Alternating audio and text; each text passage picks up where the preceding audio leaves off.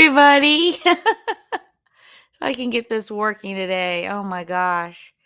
Here we go. Welcome to the Cellar Geek podcast. I'm Magnolia Mashburn. I run the Cellar Geek. I'm hiding my shirt in my hands, but here it is, the Cellar Geek. So I manage private wine collections. And this is my podcast where I talk about things that I feel like interest me about wine, and wine adjacent, cigars, pairings. We've done ciders on this show. We've done Calvados, which is an apple brandy. We've done talks about all kinds of stuff. We've done sake tastings and talks. This is not just a tasting podcast. This is about a wide range of things that interest me. Hopefully, with me talking to you about them, it will make you pique an interest into this world that I find really interesting. So, yeah, welcome everybody who is in. Hi, Mark. How are you doing tonight? I do stream my podcast live, so you can hop on to my YouTube channel, Instagram, which is actually the Cellar Geek podcast on Instagram, and then my Facebook. So any of those, you can hop on live. Typically, I've been doing them Tuesdays at 7 p.m., but life happens. Last week here in Tennessee, we had terrible thunderstorms, tornadoes going on. I actually, after even earlier this week, and right now it's very stormy looking outside. I unplugged all my equipment so it didn't short out. And trying to log back into everything now to get this going, it was giving me problems logging into everything. Even the Instagram was like repetitive behavior. It was like a warning that popped up, and I had to re-sign in and do all these clickings, and it was weird. But yeah, typically it's once a week. Terrible storms these last 2 weeks, and also I've just been really busy in wine cellars, and it's been hard to really get on here on time the last 2 weeks. So I wanted to squeeze in this episode for Memorial Day weekend for whoever is hanging out, maybe in the kitchen, prepping food for this weekend, or waiting for the family to come in. I hope everybody has great plans for free time, good wine, good food, good company. So yeah, we're going to kind of dive into it. Today, we're going to be drinking a Bruno Giacosa wine. It's a 1999. Right here as my cork drops. Ugh. There we go. So here we go. The Falletto, beautiful Bruno Giacosa. There's the end. This is a Barolo that I'm going to be drinking tonight. This wine is on the higher end. So this is going to be coming in at about $300 to $350 for this bottle of wine. It would be even more if it was a red label, which is his Reserva. He only picked a couple every 10 years to be the Reserva. He's very, very particular on what quality was so high that he would put Reserva on it. So if you get a red label, it is treasured. So this is by Bruno Giacosa. Here at the bottom, I don't know if you can see this. So it says, uh, sorry if anybody on here speaks Italian and I'm totally butchering this, but Azienda Agricola Falletto di Bruno Giacosa. Now that is what's written on the labels when the wine is produced from grapes that they own, from property that they own. So this is a wine that is made by Bruno Giacosa. I said made by. He was still alive when this happened, but he has since passed away. Sadly at age 88. He lived a full life. But so that means that they own the vineyards. They own about 50 acres of vineyards. If you see one that down here at the bottom and it says Casa Vinicola Bruno Giacosa, that means they purchased the grapes from somebody else. So that's kind of a cool little tidbit to know about it.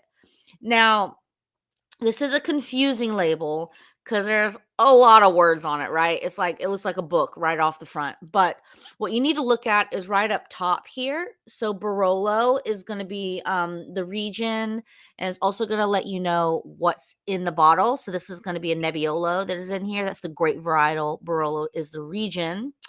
And then underneath that is this long wording. Demarcation di Origione Controle A, blah, blah, blah. I'm totally butchering that.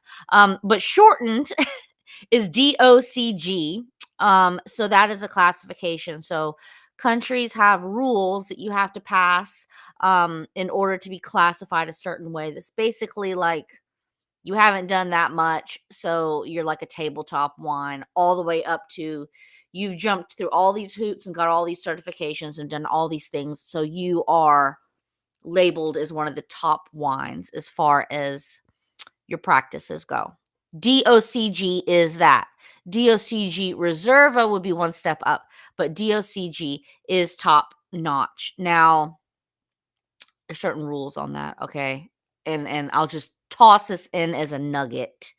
One of the very top producers in Italy is Gaia. And Gaia is such a G that he didn't care about the rules. He was fine with being demoted in classification. So his wines are actually DOC, not DOCG. And that is because he wanted to be able to blend and make whatever kind of wines he wanted to without any restrictions. So he got demoted. But believe me, that has not diminished people wanting to buy, drink, or consume Gaias. They're still phenomenal. Even though he did that, it's almost like he did that as a wine making rebel in Italy. And everybody was like, yeah, suck it to the man, Gaia, way to go. And it did not diminish sales. I mean, it was like almost, I feel like it almost made him cooler. Maybe it's just in my eyes because I know the story, but I feel like it makes him even that much cooler that he did that. He was like, take it, guy. I don't care. I'm going to make my wine the way I want to. It's really cool. Anyways, the rest of this is just like addresses and stuff. I don't know. It's all Italian. But underneath DOCG is the kind of wine that this is, a specific wine. So it's a very long type of wine. It says La Roche del Falletto di Serralunga di Alba. So Falletto, La Roche, all these is talking about the specific area in Barolo, the vineyard, the spot that it is from. Extremely specific. So yeah. Anyways, I don't even want to know. Italian labels can get a bit confusing though. There's a lot of wording on it. And also up here you have this pink strip on here, which is really DOCG and Italy and the wines of Italy. They're labeling it as like, hey, we've checked it off. It's good. It comes from Italy. It matches everything that we think it needs to match in order to be DOCG. So that's on here. So any Italian wine you're going to get that's imported here in the US, and I don't know if they're in Italy because I haven't been to look, but I know that they're here. Anyways, enough with that. Let's drink the wine, okay? Now, I have not had this wine before. This wine is all in my cellars that I manage. This specific wine, but also just Bruno Giacosa in general. That producer is in my cellars. So this wine's been decanting for a little less than an hour now. It really needs the breathing room. So we have the decanter here. We have the glass. Josephine Hute. I've talked about this glassware before. Fantastic. Love them. I got 2 glasses for Christmas because they are a little pricey. And here's my lovely decanter. Filtered, by the way. So I had my metal filter that I use to decant this in, so there's no sediment in it. So here we go.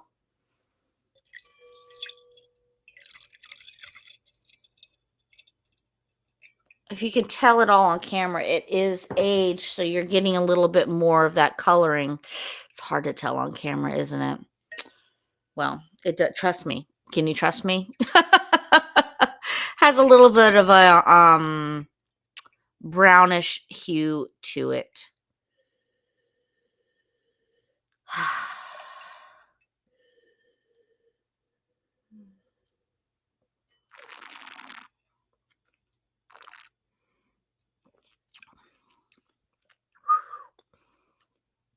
Right off the bat, the tannins are like, they're chewy. They're coating my teeth. They're coating the inside of my gums. They're it's tart, a little bit bitter, all in a good way, acidity. Um, the nose is fantastic.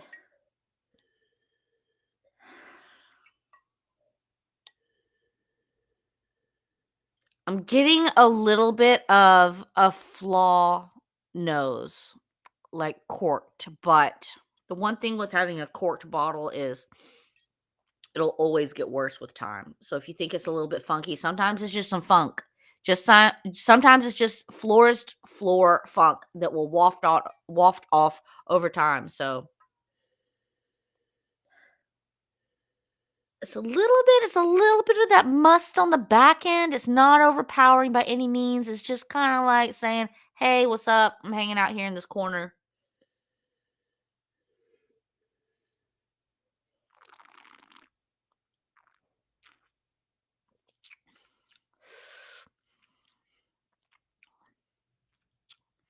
It's lovely though. It's a lovely Barolo. You can definitely taste the age on it. It's juicy. It's really it's terrific. It really is. And also another reason this podcast is tonight is so I don't have a bedtime and I'm going to stay up and drink all this wine.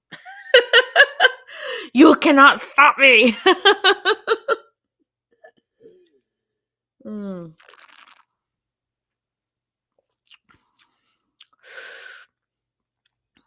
Honestly, it could probably decant for another 30 minutes. It has that acidity that's just it's making your cheeks water, really juicy. Um Coating the inside of my mouth, the tannins on it. It's really great. Great aged Barolo. A plus. It's fantastic. Um, so a little bit about this. So Bruno Giacosa, I looked him up. He did die recently at 88 years old. Um, his predecessors always purchased grapes from other vineyards, which that's not uncommon. Tons of people do that. Okay, to own your own vineyards, that's the uncommon bit. Um, Here in the US, probably way more common, but overseas, like in Europe and I know in Australia when I worked there, it's not necessarily frowned upon because a lot of times you end up having relationships with basically these farmers that own this land, that grow the grapes, that prune them, that trellis them, that tend to their crop. And they buy from them year and year and year again the same spots and they have these partnerships. So it's not a negative thing to not own your own vineyards and to purchase from ones that you may have long time relationships with. That's not a bad thing to say that. However, it probably, I would say, is ideal to own your own because then you can have full carte blanche. You can do whatever you want with the vines. Um, you can make it biodynamic. You can trellis it a certain way. You could heavily prune. You could pull up and replace. You could do whatever you want with it, versus really being at the whim of what that farmer is doing with the crop. So, anyways, his predecessors purchased, but Bruno decided he was going to start buying up vineyards and having his own. So that was amazing, and he or at least his family has purchased 50 acres. Some sites say 50 acres, and other ones say 49. So 49 to 50 acres they own. During the 1960s, he was considered one of the top three significant producers of Barbaresco. Gaia was another one, and then Predatori del Barbaresco was the other one. All three of these producers are in my wine cellars, so they're top notch. I have had the amazing opportunity to drink Gaia wines, and they are eyes roll in the back of your head fantastic. I absolutely adore Gaia wines. When they're on point, where they're drinking correctly, they've had enough age on them. They're just like you just want to like start a religion for Gaia wines. I mean, it's so good. So, Gaia wines, and then Pradatori, Pradatori, Produttori, Pradatori del Barbaresco. I have not had those wines. I probably have in the past. I just don't remember them. I haven't had a lot of them. Gaia, I definitely have way more. Um, and then in the 1970s, I was really surprised by this. Giacosa and Vietti, which is another wine producer that's amazing. I like their labels; they're kind of floral. But those were the only two producers making Arnis wine, which is a white wine, and I love Arnis wine for the summers. Oh my gosh, they're so great. They are a racy, pop out of the box, highly acidic. They're just like amazing wines, white wines for summertime. They're great. If you see Arnis, Arneis in the stores, that grape varietal, I would urge you to get it and try it. I absolutely adore it. It is a highly underrated, highly underappreciated grape varietal. I adore it. I worked at a restaurant, 360 Bistro, that had that by glass at one point, and I was like, "Yes, yes, have it by glass. It's amazing." So I was really surprised to read that in the 1970s, these two wine producers basically dug up our niece and made it popular again, brought it back from near extinction. So I thought that was really cool to read because I am a big fan of our niece wines. So yeah, they own 50 acres, and then so this wine is obviously has a white label, but he also makes a wine that is red label. And it's like a really dark red label, like a brownish red almost. And it's called his red label, but it's the reserve wines. It's Reserva. And so he only deemed a couple every 10 years that was so good to be a Reserva wines with that color label. So I thought that was really cool. Um, but honestly, everything that I was reading on him just kept saying over and over again, he was a man of few words. The other thing is, since he's passed away, his daughter pretty much took it over, it seems like, and her name is Bruna Giacosa. His name was Bruno. His daughter's name is Bruna. So I thought that was really interesting. I've never heard of anybody named Bruna before. I feel like I'm really far away from the microphone. I hope y'all can hear me okay. So the rest of this, I wanted to talk about wine shops because today I was thinking about that. I was in Nashville, so I live about 35 minutes, 30 to 45 minutes away from Nashville, depending on traffic. Honestly, it seems to get longer every time I go there because the traffic just gets worse and worse. And so do the highways. They get worse and worse with potholes and everything.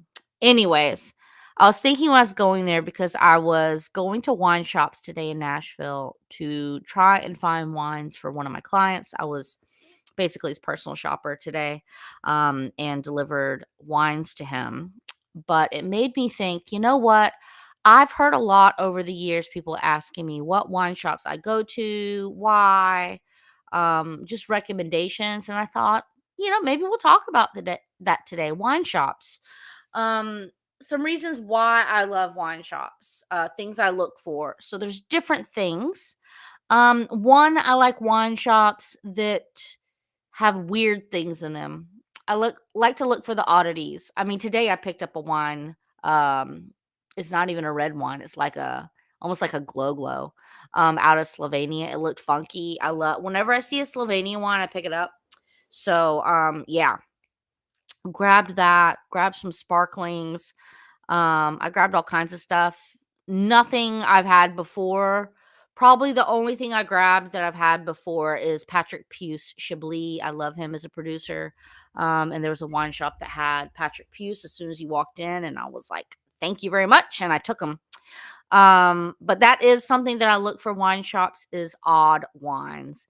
A great selection that you don't normally see.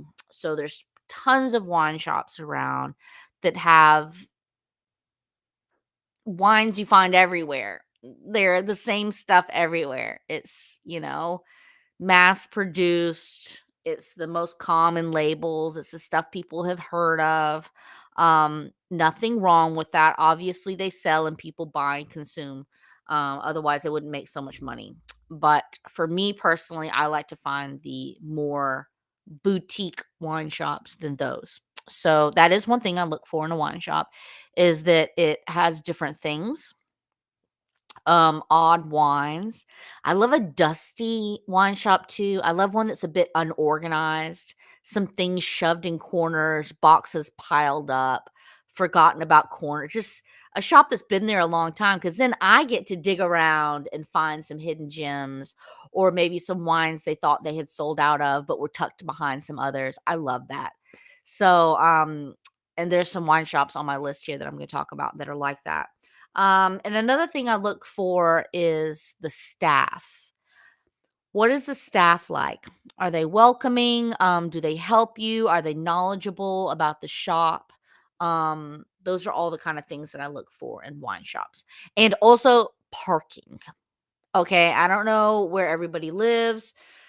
I just looked on some of my statistics on the podcast. Shocked how many people are listening from Germany. So, not everybody who listens to this podcast is here in the United States. They're overseas as well. So, I don't know what you guys who are listening in other countries, Germany and Austria are the two main ones, I think, outside of the US that listen to my podcast. I don't know what your parking situation is over there. But for here, sometimes there's wine shops that you have to pay for parking. They're in a city, they're downtown, and I'm not gonna do that. I refuse to do that. I refuse to pay for parking. I came across that today. There was a wine shop in downtown Nashville I hadn't been to before, and I thought, "Ooh, I'm gonna try it out. I'm gonna go, drive over there and check it out." And I got to that section of town and realized I had to pay for parking if I'm gonna go in here, and I'm like, I'm not doing that. I'm not paying for parking, dealing with that whole hassle, and going in and looking at wines to purchase. Like, I'm not going to do that. That's too much. I mean, I would do that if I was shopping, probably. If there were other shops for me to walk around and look in, yes. Then I could make it a whole trip. But that's not what I was there for. I was specifically going to that wine shop, and I'm just not going to pay to park and then walk in and check it out. I've never been there before either, so I didn't know what they had. It was a first time. Mm. I was not a first time, actually. It was a zero time because I didn't walk in. So I don't know what it's like. I didn't check it out. Okay, the wine shops that I like. So this was one that really stuck in my mind, and it's been a hot minute since I've been to New York City. But when I did go to New York City, there was a wine shop that I adored, and they actually procured a bottle of something I was looking for and I couldn't find. And I contacted them, and they're like, "No problem. We'll have it waiting here for you when you get in town." And they did. And I was able to pick it up. So they will work with you and find stuff. And that wine shop is called FIDI. FIDI. It's in the financial district of New York City. So it's called Financial District Wine and Liquor. It's on 120 Nassau Street. Great group of guys, at least when I went there. Really cool, laid back, knowledgeable about not just wine, but bourbon and liquors as well. And they will work with you. They will procure, find, dig up. So they were really awesome. That was one store that I remember from New York City travels. It was just phenomenal. There were some really great wine shops in Boston when we went. In Boston. But I don't remember the names because there were so many of them, first of all, that I just came across. So I don't know who all has been to Boston, but I've only been one time. And it's a very old city here in the US. And when you're walking on the street level, you have shops there, but also you have shops below street level. You can go down. And so I loved walking and seeing all these shops below, and you can go down and check it out. And it's so walkable, shopping and window looking and everything was just great. And we love that kind of stuff. So there were lots of shops that I went in and then was like, I remember one of them I went in and there was a sign in the corner. It was like a sort of a grocery shop, I think. And it had some wines, but then it had a sign that was like more wines this way, like written on a cardboard piece of paper or something. And I went into like the dark corner and went around, like I'm going to be murdered. And it was a little overflow section that just looked completely forgotten about. And I had picked up a really old bottle of Italian wine back there for really cheap. way less than what it was valued at once I got home and looked it up.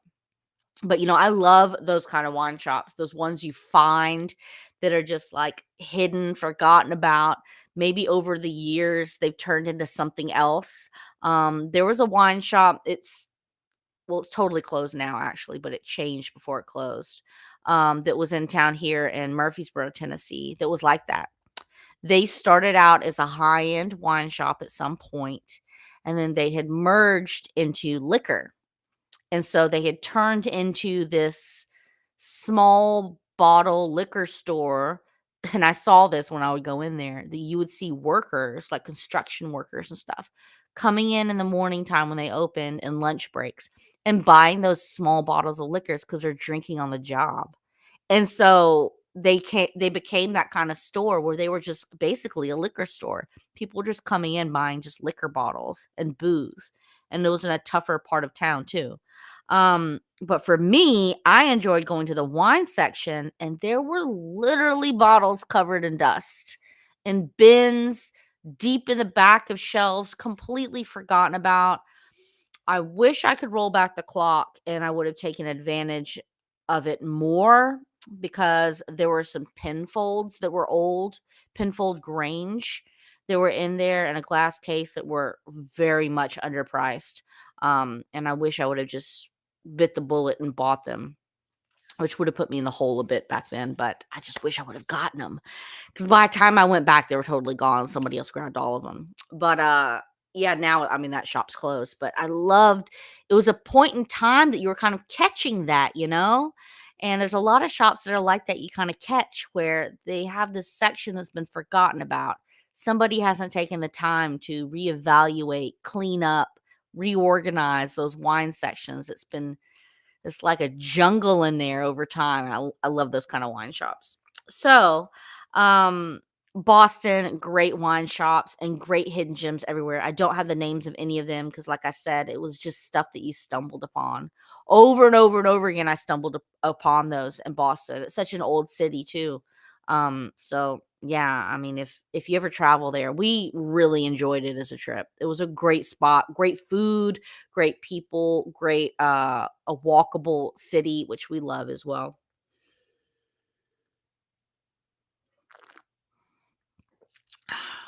In LA, there's K and L wine merchants. Now, I adore K and L online. Their wine reviews are fantastic. Like, their profiles that they do on wines. Whenever I'm researching a wine or anything, K and L website always pulls up. And they will have it's almost like they never ever delete profiles that they've typed up. And they have a full list of, like, written out reviews, that people have done, like Robert Parker or something. They're full written out. They have their price on there. It's a really great research tool, K&L. They have a great wide range of wines. I think I stopped at that store in LA when I went there, and there was some other one, and I couldn't find the name of it, so it may not still be open because it's been some years since I've been to LA. But, that's another thing too. These are spots that I've liked, that I've traveled, but I haven't been to them in so long that these cities have popped up other ones. Because when I was looking these up, there's all these other really cool wine shops that have opened up.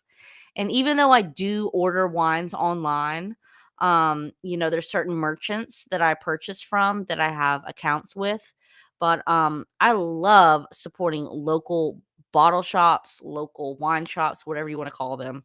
Because if you don't support them, if you don't go and purchase wines from them, then they're going to close down. You're never gonna have that shop open that you wanna go buy that special bottle for that special occasion or whatever. And also, you're never gonna get the kind of customer service at, like, a grocery store or something you're gonna get at a local wine shop. If you find one that you like that's near you, it is your spot, then you start building a rapport with that business. They start remembering you. They'll go, "Hey, Bob, good to see you again. Hey, you got that Barolo last time? We got something in that's right in that same price range, and it's really phenomenal. I think you'll like it." They'll start to get to know your purchase history, and they'll start to guide you in the regions that you want to go and expand your palate. So I highly urge you to shop at your local stores and build that rapport. I know I do, even in these other cities that we travel to. Another one, and we go here often to Dallas, Texas, so I can speak on both of these currently. One of them is Bar and Garden, which I adore. Currently, they're in the middle of a move into a new building, which is at 1900 North Haskell. I did reach out to them tonight to see if they had some kind of update to give me, which they didn't reply yet. If they do, I'll post it on my stories and stuff. But yeah, they were, I think it was on Ross. They were in another part of Dallas that I used to go to, and just a cool little shop. Not a huge amount of inventory, but it was very clean. It was well organized. They had great placards for each wine telling you where it was from, the ratings. They had stamps on each card that was like handwritten. Some of that stuff I don't really care about because it's, to me, it's just what's in the bottle. I don't really care about all the other stuff.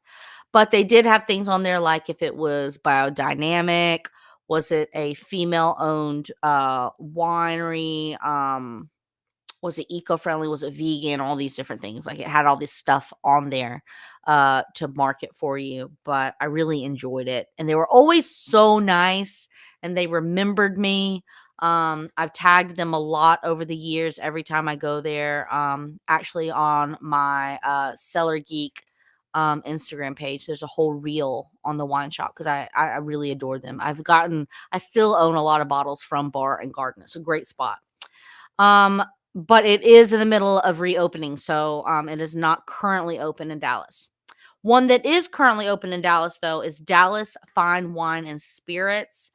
And I love that spot. Oh my gosh. So it's located on 3518 Oak Lawn Avenue in Dallas, Texas. And it's great. Now, is it great customer service? It's fine. It's fine. Is it phenomenal? No. They stay behind the counter. I've meandered to the back where you probably shouldn't meander to before and talked to the guy that was dealing with big orders and things back there. And there were books and there was a lot of, it seemed like a totally separate business almost going on back there. Um, Customer service, no. They're fine though. They're okay. They're not mean. They're not unpleasant. They're just not the ones that are going to go out of your way to step out from behind the counter, walk you around the store and help you. They just don't really, I've never encountered that, and I've been there several times. What I do enjoy about it is the selection. It's fantastic. It just has, it's eclectic, higher end stuff for sure, but it's just shoved in everywhere. It's jam packed with just stuff, with wines, older vintages, newer vintages. You can find some real gems in there, and I have found some really awesome gems in there. I found a half bottle of, I think it was a sweet wine, but it was shoved in the back of like a cubby, and I was just digging one day. I was in there just, looking around for a long time, and I found it, and it didn't have a price on it. So when I took it up there and they tried to look up a price, they ended up selling it to me for $9. I was over the moon. I was like, "Yes, I'll take it for $9." It drank great too. I've opened it since then. Me and my husband both drank it, and it was terrific. But I love that kind of stuff. And that spot is definitely a place I always go back to. I enjoy it. I always walk away with something, if not a lot. Um, just terrific wines, high end stuff that was not really middle of the ground. They do have higher end things, but also affordable stuff. I would say they're a solid $30 and up bottle shop. I mean, really great stuff. Also a terrific port Madeira, like that whole section is really larger than most wine shops are. It's really good because I was a guest on a podcast, a cigar podcast down there in Dallas, and I went there to grab a bottle of Madeira for the podcast. I was like, "Oh, y'all actually have a really great selection."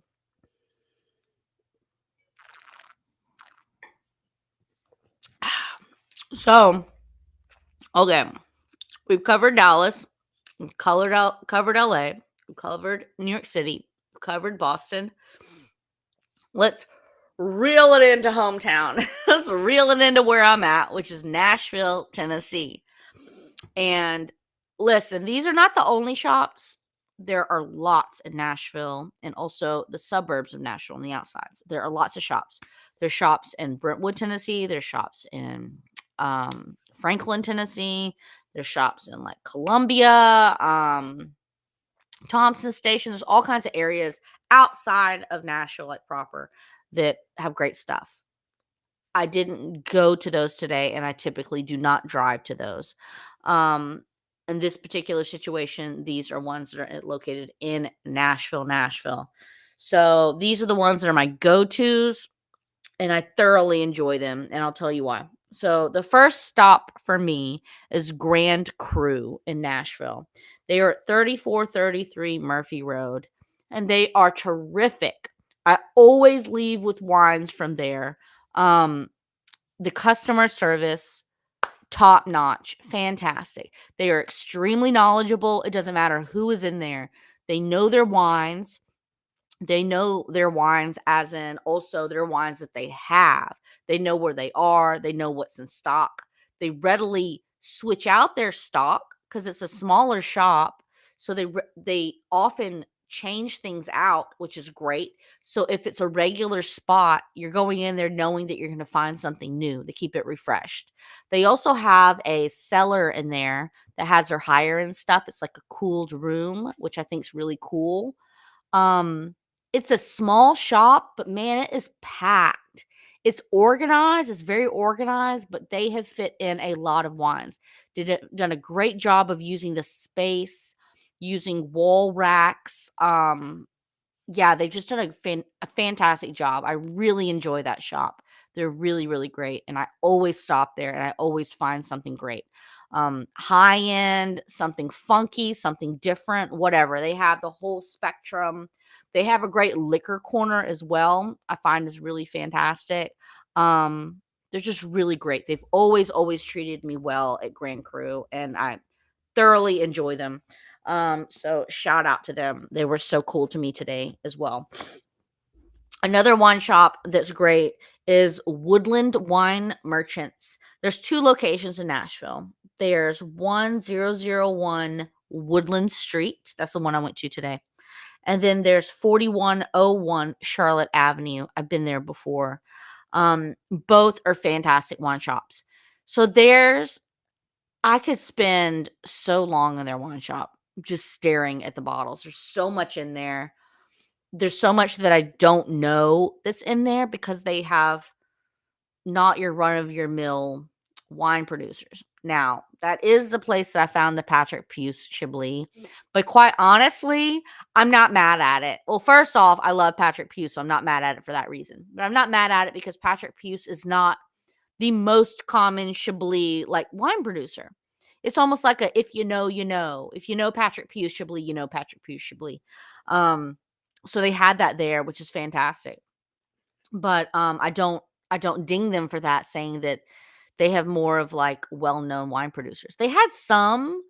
They had a great range though. They had a great range of high-end stuff, 250, 300 high-end bottles, but they also had a huge range of like unknown stuff, weird bottles, odd stuff. The staff was extremely friendly on both locations too, because I've been to both. So nice, knowledgeable, helpful. I brought the Palm Som with me, Zoe, which can you see on the camera? She's knocked out right next to me. She's exhausted. Oh, she's not that tired. Her foot's not dropping down to the ground, so she's not that tired. You're awake. Oh my goodness. Come here. She's awake. She's acting like she's asleep, but she's not asleep. So this one was with me today.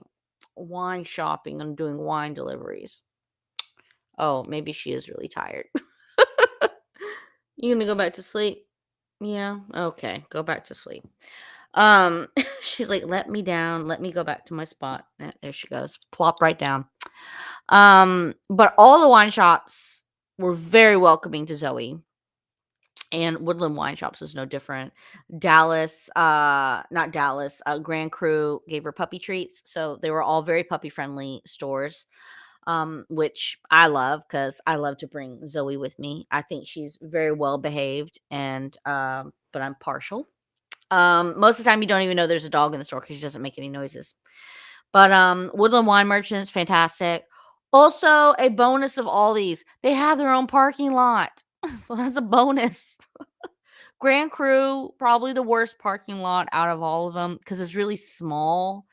It's very difficult to get in and out of the little parking lot that they have because 'cause they're right next to, like, a coffee shop, and it's a really small parking lot, but, I will say every single time I've been, miraculously, I've gotten a spot.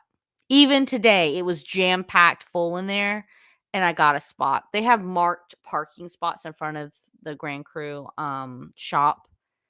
I don't think they're that strictly enforced because I was the only one in the wine shop, and there were several parking spaces taken. But I will say, I guess maybe this coffee shop has more of a grab and go because I've never had to fight for a parking spot. So that's just luck of the draw, maybe. I don't know. So Woodland Wine Merchants, 2 locations, both fantastic. And then the last one I'm going to talk about is called Cork Dorks.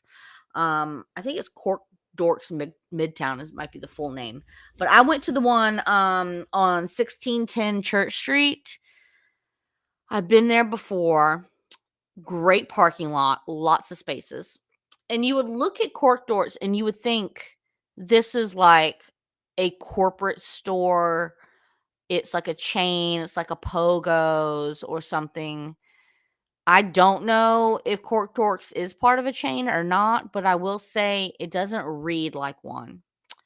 You go in there, it is large and it does have a ton of stuff in there. Beer section, liquor, wine. It is massive, massive. Piled in, boxes piled on the floor, like open cases just cracked open on the floor. Everywhere you turn, every end of an aisle, boxes stacked like to the ceiling. It is jam packed full of wines. There were some spots I was tippy toeing on my side just to look at like a section. Um, the staff, I can't voice if they're knowledgeable or not, but they're pretty non-existent. There was one guy that was doing, he looked like he was stocking some wines, and at one point he was like, "Are you good? You need anything? Are you cool?" I was like, "I'm good." And he's like, "Okay, cool." And that was it. The people who check you out, they're staying there at the checkout.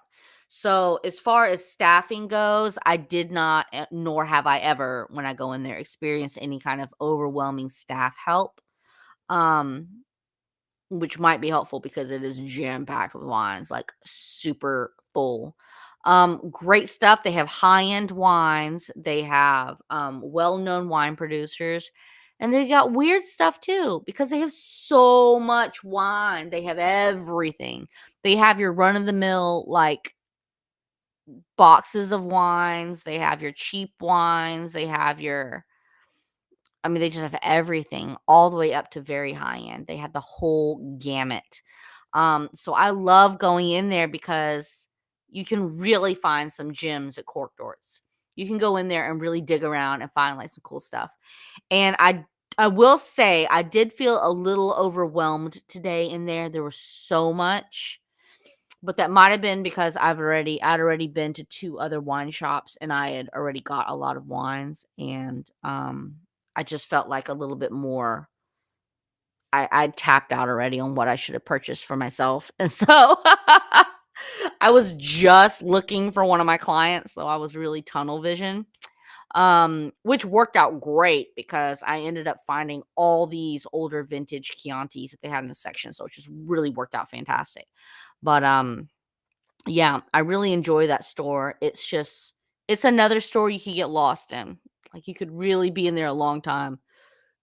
There was even aisles that were dark, like, the boxes were stacked so high up on the shelves and everything above the racks that it had, like, shaded all the light from going in there, so there were, like, dark aisles.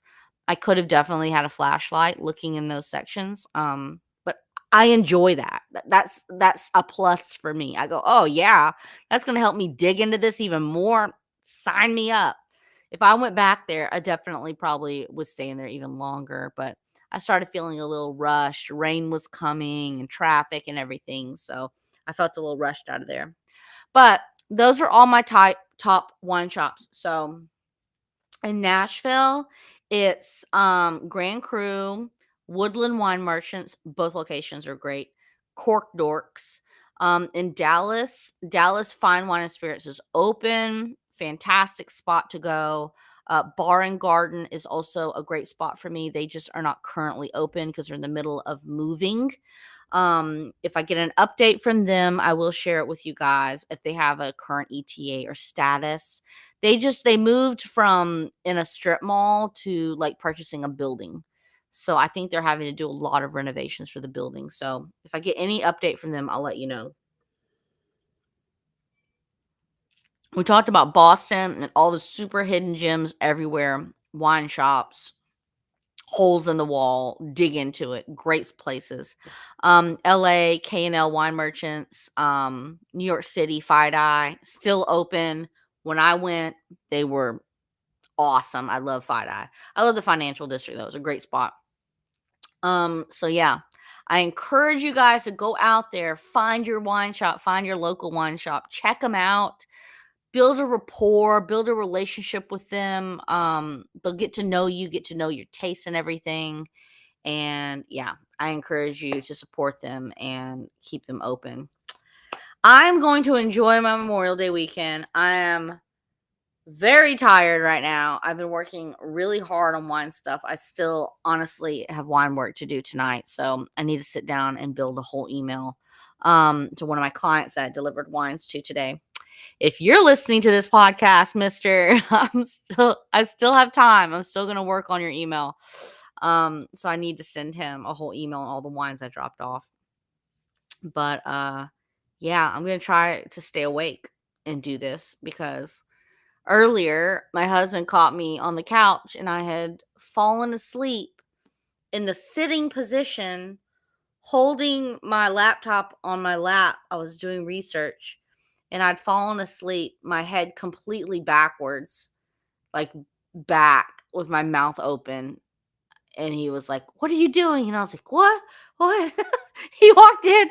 He was like, How could you be asleep in that position?" I was like, "I wasn't asleep." It was like, "You 100% had fallen asleep." I was like, "Dang it. Thought I had more energy than that today." But I've been going since early this morning. Just go, go, go. So I am going to completely finish this wine though. So I may not be able to stay awake today. I may be falling asleep early. We shall see, guys. So yeah, wine fantastic yet again. Shout out to Bruno Giacosa. Phenomenal wines, just fantastic. This bottle ranges between $300 to $350 if you can find one. Bruno Giacosa, man, good stuff. So thanks for everybody for tuning in. I hope you enjoyed it for your Memorial Day. If you're prepping in the kitchen, waiting for family to show up, whatever you're doing this Friday, enjoy it. Enjoy the weekend. Everybody who listens overseas, I don't think you celebrate Memorial Day. So just have a great weekend in general. Or whatever day you're having where you're listening to this. I appreciate everybody who listens and tunes in. This is all still very new to me starting this, and feel free if you ever want to hear anything or have comments or questions or anything, reach out to me. I enjoy it. We're all on this journey of making a podcast together. You guys listening and me making it. So thank you so much.